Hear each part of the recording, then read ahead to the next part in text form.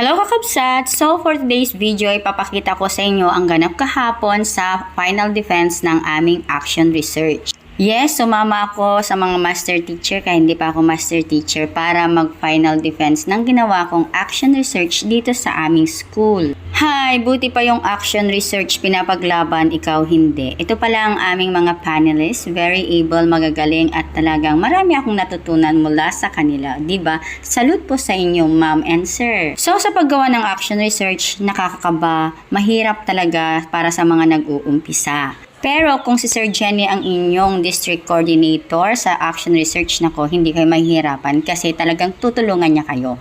At ito nga, tapos na yung program kanina at lumabas na kami kasi isa-isa lang yung magdi-defend sa harap ng mga panelists. At habang hinihintay sila, ito chika-chika lang ng konti, ayan nagpapasaway. At kung ano na naman na i-video ko, buti na lang very supportive ang mga master teachers ng Vanguard District. O diba, game na game sila.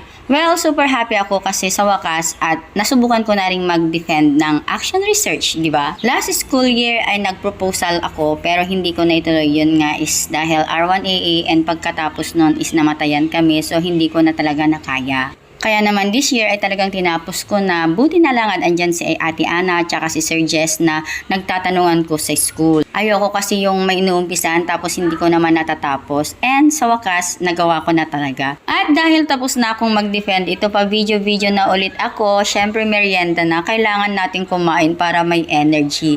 So, dito sa Vanguard District, lahat ng master teachers ay gumawa talaga ng action research. O, diba? Ang gagaling nila. Tapos, dalawa kami ni Sir Jess na teacher 3 na kasali sa nag-defend. Ang nakakatuwa dito is kung talagang ginawa mo yung action research, talagang ginawa mo sa school nyo, is hindi ka naman mahihirapan na i-defend ito.